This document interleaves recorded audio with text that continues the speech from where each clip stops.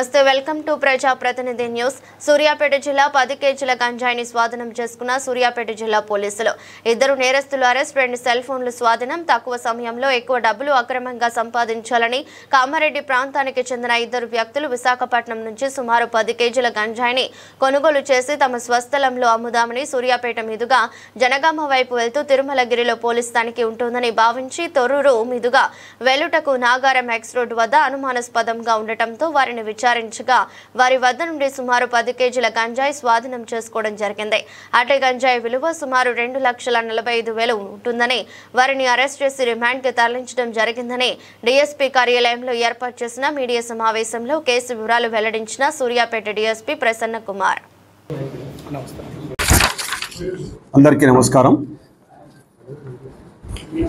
నిన్న తేదీ 8/8/2005 మధ్యాహ్నం సుమారు 1 గంట ప్రాంతంలో మన నాగారం ఎక్స్ రోడ్లో మన నాగారం ఎస్ఐ గారు మరియు వాళ్ళ యొక్క సిబ్బంది ఈ సాధారణ తనిఖీలు చేస్తుండగా ఒక ఇద్దరు వ్యక్తులు తన చేతుల్లో బ్యాగ్స్ ఉండి అక్కడ అనుమానాస్పదంగా ఆ చౌరస్తాలో కనిపించడం జరిగింది.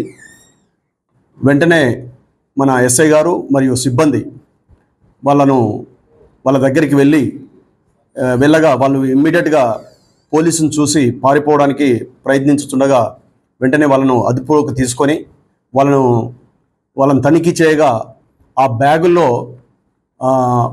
సుమారుగా 10 కేజీల గాంజాయి ఉన్నది. దాంట్లో వెంటనే వాటిని స్వాధీనం చేసుకొని వాళ్ళను విచారించగా ఆ ఇద్దరు వ్యక్తులు కూడా ఈ పెద్ద కొడపల్ గ్రామం కామారెడ్డి జిల్లా చెందినవారు. ఒకరు పడవాల్ సుధార్ అని, ఇంకొకరు బర్దవాల్ శంకర్. వీళ్ళిద్దరు కూడా కామారెడ్డి జిల్లాకు చెందిన వాళ్ళు. వీళ్ళిద్దరూ తేదీ 3/8/2005 రోజు కామారెడ్డి నుంచి బయలుదేరి విశాఖపట్నం వెళ్ళి విశాఖపట్నంలో ఒక వ్యక్తి, ఇంతకుముందు పాత పరిచయం ఉన్న వ్యక్తి ఉన్నాడు, అశోక్ అని చెప్పేసి మహేష్ అని చెప్పేసి ఆ వ్యక్తి దగ్గర వీళ్ళు 10 కేజీల గాంజాయిని వాళ్ళు కొనుగోలు చేయడం జరిగింది. ఇందులో ఒక్కొక్క కేజీ 1,000 రూపాయల చొప్పున కొనుగోలు చేసి ఆ గాంజాయిని ఎక్కువ ధరకు వాళ్ళ గ్రామాల్లో మరి వాళ్ళ పట్టణంలో మరి ఇతర ప్రాంతాలకు తెలిసిన వాళ్ళకు వాటిని అమ్మి వాటిని ఎక్కువ డబ్బు చేసుకోవడానికి, ఈజీగా మనీని సంపాదించాలనే ఉద్దేశంతో వీళ్ళు కొనుగోలు చేసి తీసుకువెళ్ళుచుండగా పోలీసు వాళ్ళు వీళ్ళని పట్టుకోవడం జరిగింది. వీళ్ళ యొక్క విచారణలో వీళ్ళు చేసిన నేరాన్ని అంగీకరించడం మరియు వాళ్ళు చేసిన విధానం మరియు ఎక్కడి నుంచి తీసుకొచ్చేది మొత్తం కూడా వాళ్ళు చెప్పడం జరిగింది. వాళ్ళను అరెస్ట్ చేసి తదుపరి విచారణ నిమిత్తం మన కోర్టులో హాజరుపరచడం జరుగుతుంది.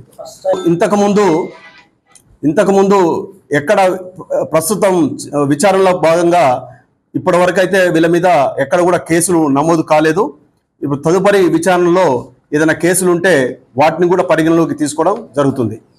వీళ్ళు ఎక్కడే విక్రయించారు, ఇంతకుముందు ఏమైనా కొనుగోలు చేసినారా, లేకపోతే ఎవరి దగ్గర నుంచి వీళ్ళు ఏమైనా తీసుకొని వచ్చినారా అనేది అది తదుపరి విచారణలో మనం తేలుతుంది. దీన్ని మొత్తం 2,45,000 మార్కెట్ వాల్యూ ఉంటుంది. దాన్ని ఎక్కువకు అమ్ముకొని సొమ్ము చూడడానికి వీళ్ళు ప్రయత్నం చేస్తున్నారు. దీంతో పాటు వాళ్ళ సెల్ ఫోన్స్ కూడా 2 సీజ్ చేయడం జరిగింది.